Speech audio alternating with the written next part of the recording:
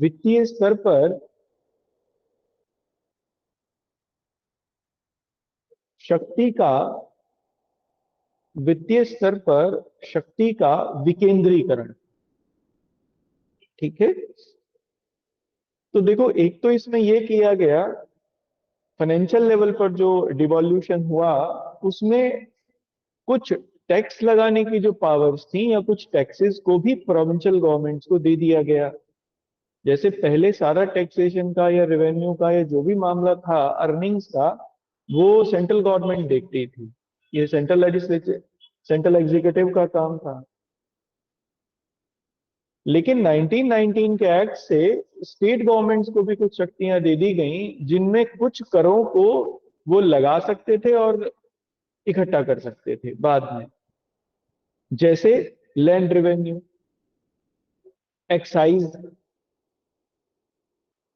Irrigation, stamp, ये सब, ये आज भी अगर आप देखोगे तो ये प्रोविंशियल गवर्नमेंट के ही टैक्सेस थे। जीएसटी से आने से पहले ये प्रोविंशियल गवर्नमेंट ही के टैक्सेस थे। ये हमारी बाद में इन्हीं को as it is Indian constitution में भी ले लिया गया और इंडियन कॉन्स्टिट्यूशन में इनको शामिल किया गया एज इट इज बाद में। तो जो प्रांतों की कर की शक्तियां थी उनमें ये सारे आते थे, अभी भी आते थे। अब तो खैर जीएसटी आ गया, लेकिन जो जीएसटी में भी स्टेट जीएसटी है उसमें ये अभी भी हिस्से हैं, उसमें अभी भी ये शामिल है। तो आप लिखिए इसमें, the first step the first step towards the devolution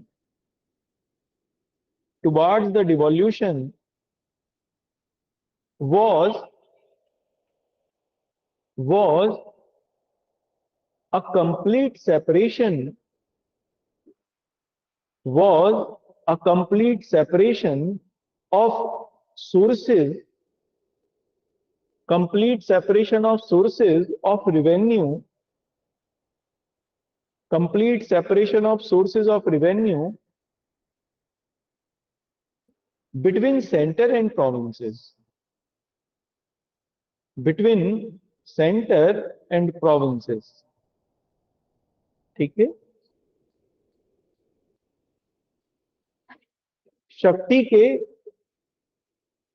शक्ति के या वित्तीय शक्ति के विकेंद्रीकरण के संदर्भ में, वित्तीय शक्ति के विकेंद्रीकरण के संदर्भ में, विकेंद्रीकरण के संदर्भ में पहला कदम यह रहा कि केंद्र एवं प्रांतों के मध्य केंद्र एवं प्रांतों के मध्य राजस्व स्रोतों का बंटवारा कर दिया गया। राजस्व स्रोतों का बंटवारा कर दिया गया। Land revenue, excise duty, irrigation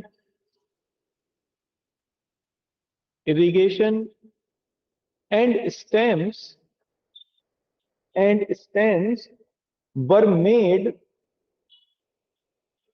were made exclusively provincial items, were made exclusively provincial items। कृषि राजस्व,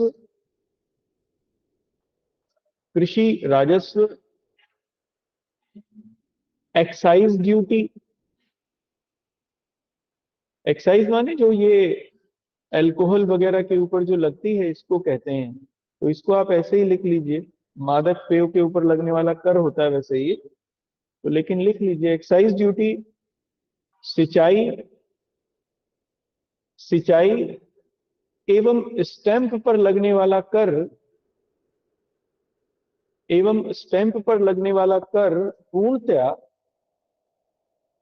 पूर्णतया प्रांतीय विषय हो गए, पूर्णतया प्रांतीय विषय हो गए। ठीक है। अब इन सब पर प्रांत जो थे वो अपना टैक्स निर्धारित कर सकते थे, इनसे इनकम जनरेट कर सकते थे और बाद में खर्च कर सकते थे। अब इसका मतलब ये भी हुआ कि प्रांतों को फिर बजट बनाने की भी और इंडिपेंडेंट बजट बनाने की शक्ति भी मिलनी चाहिए थी, तो वो भी दे दी गई। अब प्रांत अपना एक स्वतंत्र बजट बना सकते थे, जैसा कि हमारे यहाँ पर अब देखने को मिलता है।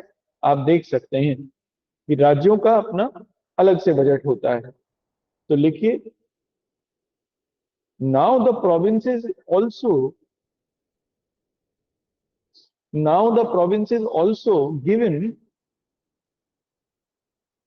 now the province is also given complete freedom, complete freedom in preparation of, in preparation of provincial budget, in preparation of provincial budget। अब प्रांतों को, अब प्रांतों को स्वयं का बजट बनाने के संदर्भ में, स्वयं का बजट बनाने के संदर्भ में पूर्ण स्वतंत्रता प्रदान कर दी गई, पूर्ण स्वतंत्रता प्रदान कर दी गई। ठीक है। अच्छा, इसमें एक नोट लिखना यहां पे। देखो, पहले भी प्रांत टैक्स लगा सकते थे, लेकिन एक तो ये था कि अगर कोई वो अलग से टैक्स लगा रहे हैं तो उसके लिए फिर उन्हें प्रायर सैंक्शन लेना पड़ता था गवर्नर जनरल से। बजट भी प्रायर सैंक्शन करता था गवर्नर जनरल। अब इसमें नई बात ये थी कि इन दोनों चीजों को से मुक्त कर दिया गया प्रोविंसेस को। अब प्रायर सैंक्शंस की जरूरत नहीं थी। तो यहां पर नोट करके लिखिए, taxation powers of the provinces, ऐसा लिखना, so the taxation power of the provinces were enlarge, were enlarge. इस प्रकार प्रांतों की करदाई शक्ति, प्रांतों की करदाई शक्ति में वृद्धि कर दी गई। And the prior sanctioning, and the prior sanctioning of the taxation and budget, and the prior sanctioning of taxation and budget were revoked, were revoked, तथा बजट एवं कर लगाने की पूर्वानुमति, कर लगाने की पूर्वानुमति वापस ले ली गई, वापस ले ली गई। ठीक है। अब अगले पॉइंट से लिखना। अब देखो, इस सब का मतलब ये हुआ कि प्रांतों को थोड़ा मजबूत बनाया गया फाइनेंशियल लेवल पर, जिससे वो अपनी जो नीड्स थी लोकल एक्सपेंडिचर की, उन्हें पूरा कर पाते, कर लगा पाते और फिर बाद में उसे खर्च कर पाते। इस तरीके से यहाँ कह सकते हैं हम कि वित्तीय स्तर पर, फाइनेंशियल लेवल पर जो प्रोविंशियल ऑटोनॉमी है वो जरूर सीमित स्तर पर दे दी गई। तो लिखिए, इस प्रकार, इस प्रकार प्रांतों को, इस प्रकार प्रांतों को वित्तीय स्तर पर, इस प्रकार प्रांतों को वित्तीय स्तर पर सीमित स्वायत्तता प्रदान की गई, सीमित स्वायत्तता प्रदान की गई। And so provinces were given and so provinces were given limited autonomy at financial level, at financial level. ठीक है, तो ये तो डिवॉल्यूशन हुआ पावर का फाइनेंस के लेवल पे। अब देखते हैं लेजिस्लेटिव लेवल पर क्या क्या चेंजेस आए। तो नेक्स्ट लिखिए, लेजिस्लेटिव डिवॉल्यूशन या विधायी स्तर पर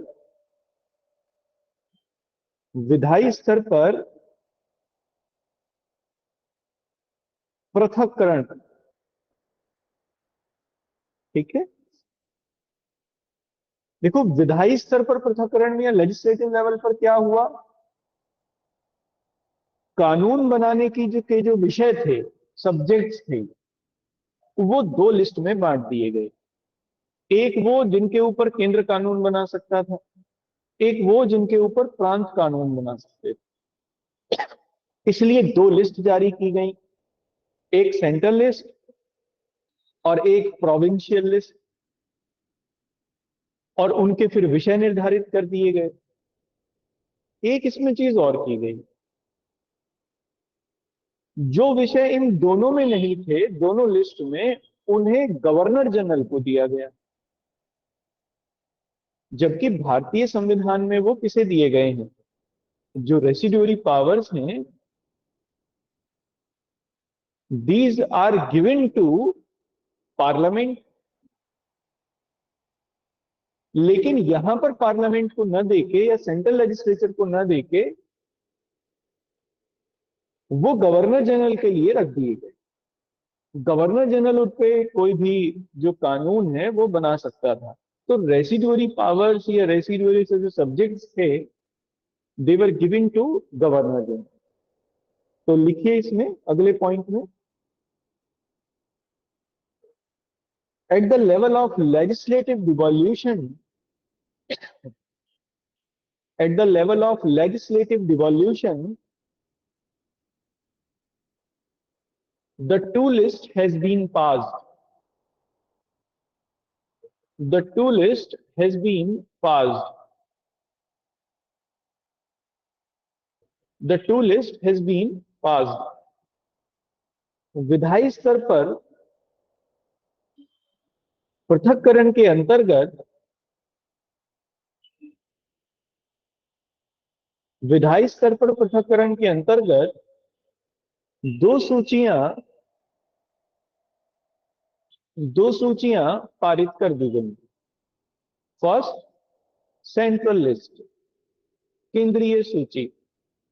ठीक है, देखो इसमें वो विषय रखे गए जो नेशनल इंपॉर्टेंस के थे, जैसे foreign affairs, defence, communication, political relations, post और टेलीग्राफ, है ना, पब्लिक डेब्ट, सरकार जो पैसा उधार लेती थी। क्योंकि ये सब नेशनल इंपॉर्टेंस के सब्जेक्ट्स थे, तो ये एक्सक्लूसिवली सेंटर गवर्नमेंट के हाथ में रखे गए, ये सेंट्रल लिस्ट के सब्जेक्ट रहे, अभी भी हैं, अभी भी आप ऐसा ही देख सकते हो। तो लिखिए इसमें, इन this list in this list the subjects were included of of national importance। इस सूची में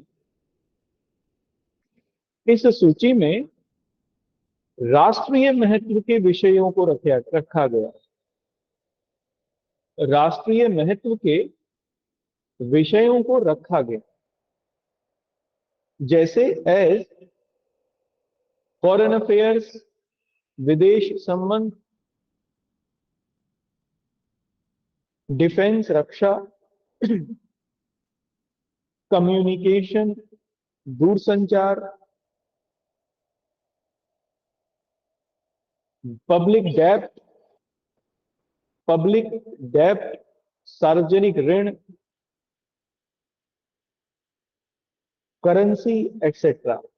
ठीक है, ये सब नेशनल के। दूसरा लिखिए, नेक्स्ट लिखिए, प्रोविंशियल लिस्ट, प्रांतीय सूची। ठीक है, अब इसमें वो सब्जेक्ट रखे गए। वैसे तो इसमें कहा गया था कि ये वो सब्जेक्ट हैं जो नेशन को बिल्ड करने वाले हैं, नेशन बिल्डिंग सब्जेक्ट्स हैं, यानी जो बिल्कुल ग्रास रूट लेवल पर काम करेंगे, या जिन विषयों की ग्रास रूट लेवल पर इंपॉर्टेंस है, उन सब्जेक्ट को रखा गया है इसमें। जैसे public health, sanitation, education, agriculture, ये सब ये सब वो विषय माने गए जो ग्रास रूट लेवल पर चेंजेस को लेके आते हैं, और इसीलिए नेशन बिल्ड करने में बड़े महत्वपूर्ण है। तो ये प्रांतों के हाथ में होना चाहिए, क्योंकि प्रांत इसे ज्यादा अच्छे से लागू कर सकते हैं इनके ऊपर बनाए गए कानूनों को। और चूंकि प्रोविंशियल डिवॉल्यूशन भी होना था, यानी प्रांत इनको, इन विषयों को लागू करते भारतीय मंत्रियों के माध्यम से, तो फिर वो ज्यादा अच्छा और हो सकता था। सरकार ने इसमें यही सोचा। तो लिखिए इसमें अगले पॉइंट से। एक सेकंड।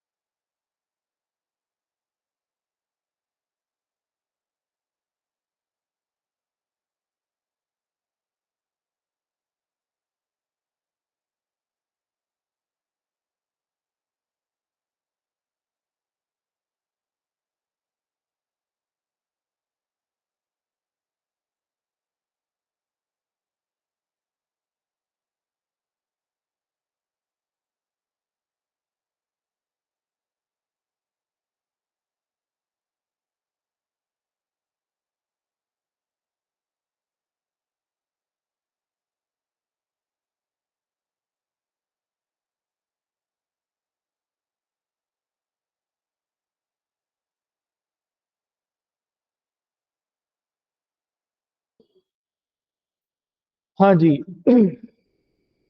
Provincial list. ठीक है, प्रोविंशियल लिस्ट में लिखना, in this list, in this list there was subject, there was subject which took changes, which took changes, या which can bring, लिखिए which can bring changes at grassroots level, at grassroots level। इसके अंतर्गत उन विषयों को रखा गया, या इसके अंतर्गत उन विषयों को शामिल किया गया जो कि जो कि तृणमूल स्तर पर, तृणमूल स्तर पर बदलाव ला सकते थे। सच है, local self government, local self government, स्थानीय स्वशासन, public health and sanitation, public health and sanitation, सार्वजनिक स्वास्थ्य एवं सफाई, एजुकेशन, शिक्षा, एग्रीकल्चर, कृषि, water supply,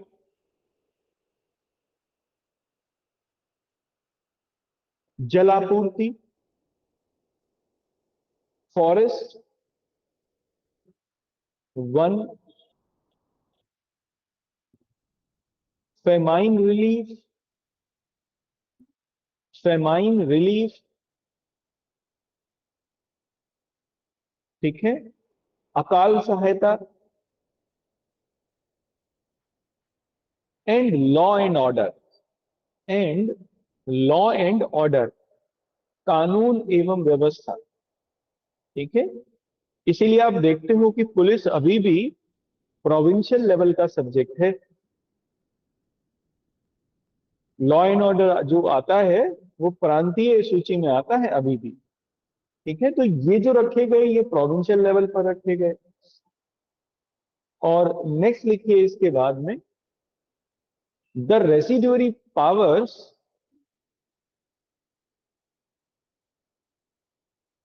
the residuary powers were vested, were vested in the Governor General in Council, in the Governor General in Council। अवशेषी शक्तियों को, यानी जो ऊपर के दोनों लिस्ट में नहीं थी वो अवशेषी शक्तियां गवर्नर जनरल सह परिषद के अंतर्गत रखी गई। गवर्नर जनरल सह परिषद के अंतर्गत रखी गई। ठीक है, अब इसमें अगले पॉइंट से देखना, ये मैंने दोनों लिस्ट आपको कंप्लीट करा दी, लेकिन देखो इसमें भी जो सेंट्रलाइजेशन का एक फुट था वो जरूर दिखता है। जैसे हमारे यहाँ अभी भी अगर हम लोग देखें, केंद्र और राज्य के बीच में शक्तियों का बंटवारा तो है,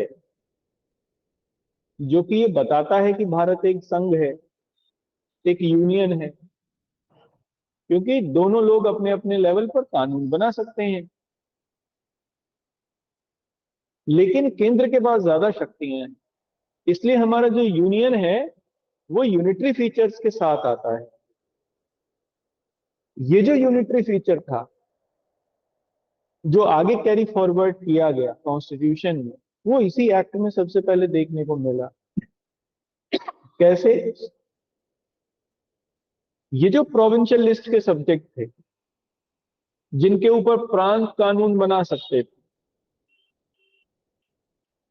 गवर्नर जनरल का एसेंट जरूरी था इनके लिए भी।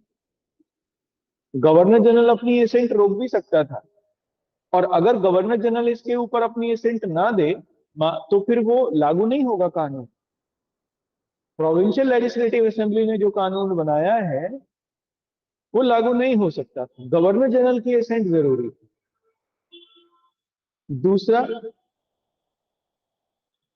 मान लो कोई कानून बना, गवर्नर जनरल ने भी उसे असेंट दे दी, तब फिर उस प्रांत के कानून को governor general secretary of state को भेजेगा इंग्लैंड में, और सेक्रेटरी ऑफ स्टेट ने अगर उसे होल्ड कर लिया तब भी वो कानून नहीं बनेगा। इसलिए हम लोग ये कह सकते हैं कि ऑन पेपर्स तो हमें देखने को मिलता है कि डिवॉल्यूशन ऑफ पावर जरूर था प्रांतों के पास में, लेकिन सही मायने में वो स्वतंत्र नहीं थे, गवर्नर जनरल और सेक्रेटरी ऑफ स्टेट के अंडर में ही थे। ऐसी किसी भी कानून को वो नहीं बना सकते थे, ऐसी कोई भी विधि नहीं बना सकते थे जो कि जिसको सेक्रेटरी ऑफ स्टेट या गवर्नर जनरल यस ना कहें। तो इसमें नोट करके लिखें यहां पर, although although we see we see there is devolution of power, there is devolution of power at legislative level too। यद्यपि हम विधायी स्तर पर भी, यद्यपि हम विधायी स्तर पर भी शक्ति का पृथक्करण देखते हैं, but in two ways, but in two ways there was central control on it, there was central control on it, परंतु इसके ऊपर दो प्रकार से दो प्रकार से केंद्रीय नियंत्रण था। पहला लिखना, first, governor general, governor general might or might not, governor general might or might not give his assent to give his assent to provincial act, give his assent to provincial act। Governor general governor general या तो किसी प्रांतीय अधिनियम को किसी प्रांतीय अधिनियम को अपनी संतुति दे सकता था, अपनी संतुति दे सकता था, अथवा रोक भी सकता था। और दूसरा लिखिए, सेकंड, अच्छा इसी में लिखिए पहले, अगर मान लो वो अपनी संतुति नहीं देगा तो एक्ट नहीं बनेगा। तो लिखिए, if if governor general might not give his assent give its assent if governor general might not give its assent then it could not be then it could not be an act an act यदि governor general इसे अपनी संतुति न दे पाए या न दे, तब प्रांतीय विधि विधि नहीं बन पाती। ठीक है, एक तो ये नियंत्रण। दूसरा लिखिए, second, if the governor general give his assent, second में लिखिए, if the governor general give his assent give its assent लिखिए। वैसे तो हिजी होना चाहिए क्योंकि महिला तो कोई थी नहीं गवर्नर जनरल कभी, हिजी लिखिए। If the governor general give his assent, यदि गवर्नर जनरल अपनी संतुति दे दे, then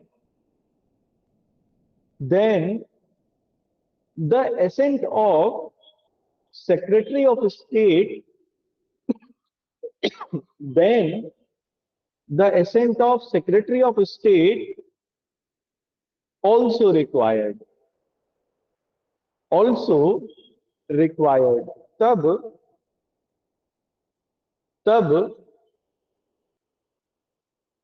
भारत सचिव की संतुति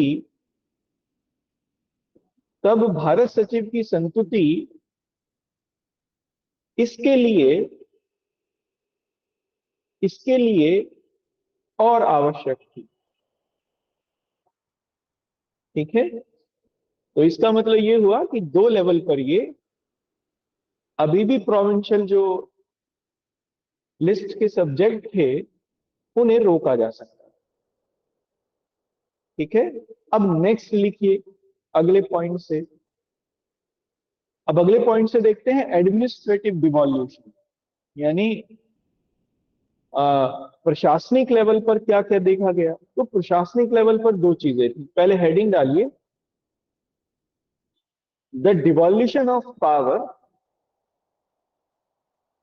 द डिवॉल्यूशन ऑफ पावर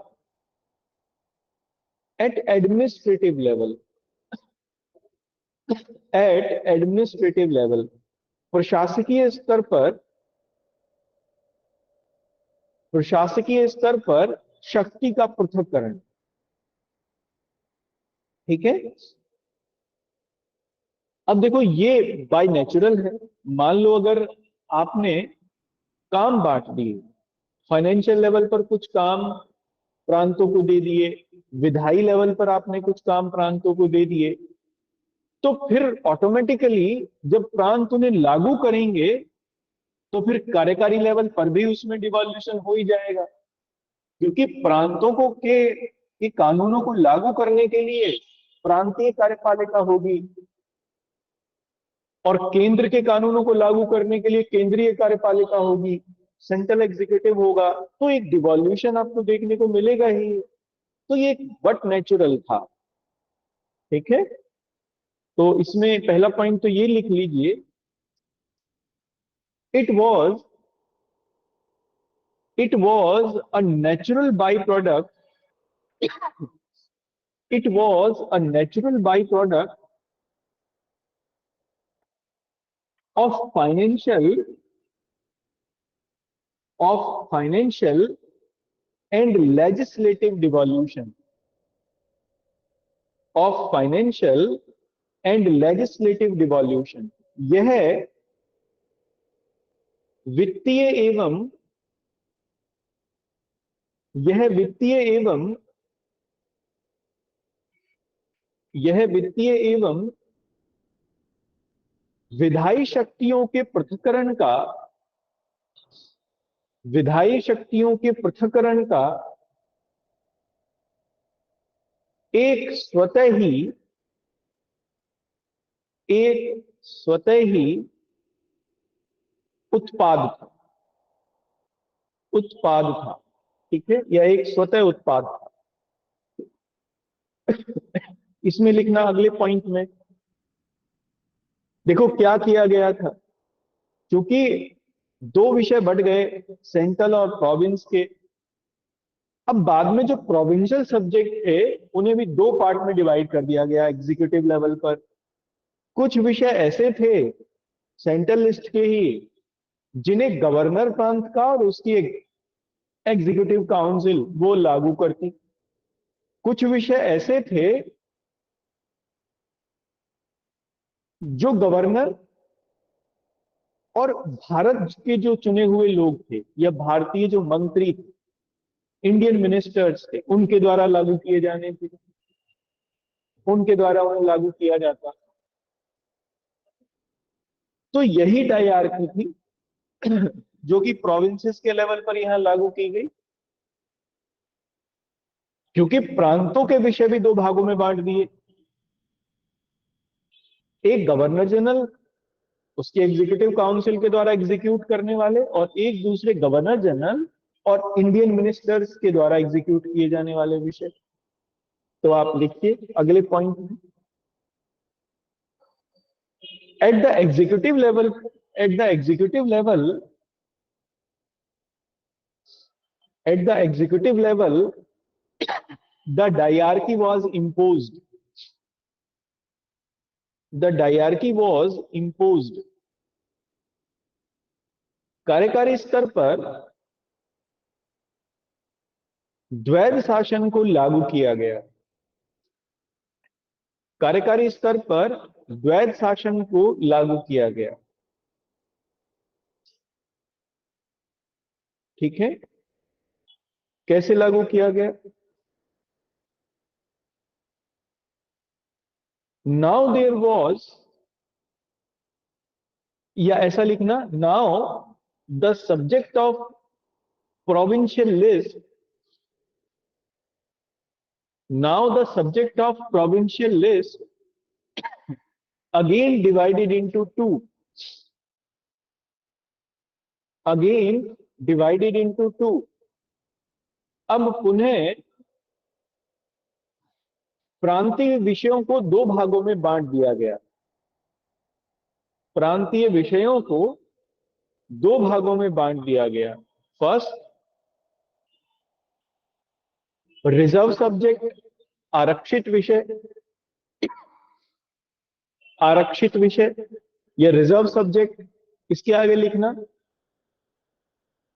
आरक्षित विषय,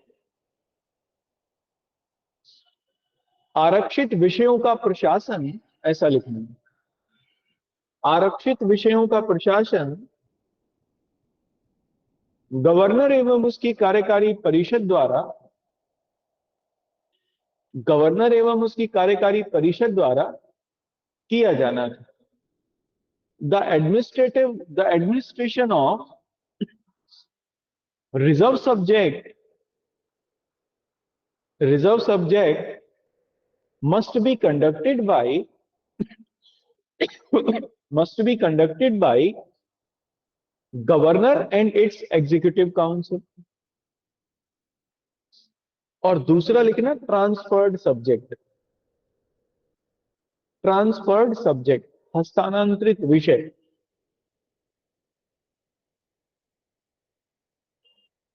the transferred subject, the transferred subject must be governed bye, must be governed by governor, governor and Indian ministers, governor and Indian ministers। हस्तांतरित विषयों का प्रशासन, हस्तांतरित विषयों का प्रशासन गवर्नर एवं भारत मंत्रियों के द्वारा, भारतीय मंत्रियों के द्वारा किया जा रहा है। So there were two power, so there were two powers in provinces. इस प्रकार प्रांतों में दो शक्तियां थी। So this system is known as diarchy, this system is known as diarchy. इसीलिए इस व्यवस्था को, इसीलिए इस व्यवस्था को द्वैध शासन कहते हैं या डायरकी कहते हैं। ठीक है, DYARCHY, डायरकी। इसके जनक, इसके जनक लियोनल कर्टिस थे। इसके जनक लियोनल कर्टिस थे। Lionel Curtis was, Lionel Curtis was its father या फाउंडिंग फादर। ठीक है, Lionel, LEONEL, Lionel Curtis, CURTIS। ठीक है, ये दोनों लिस्ट हो गई।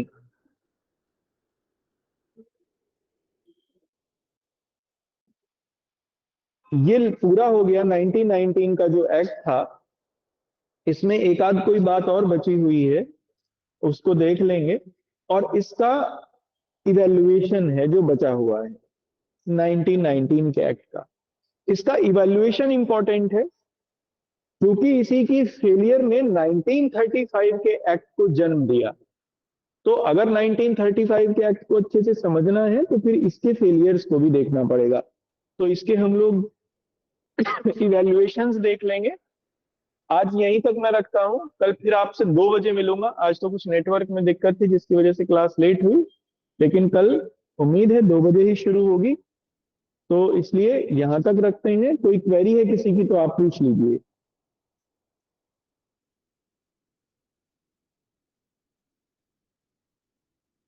चलिए ठीक है, मिलते हैं। Okay, thank you.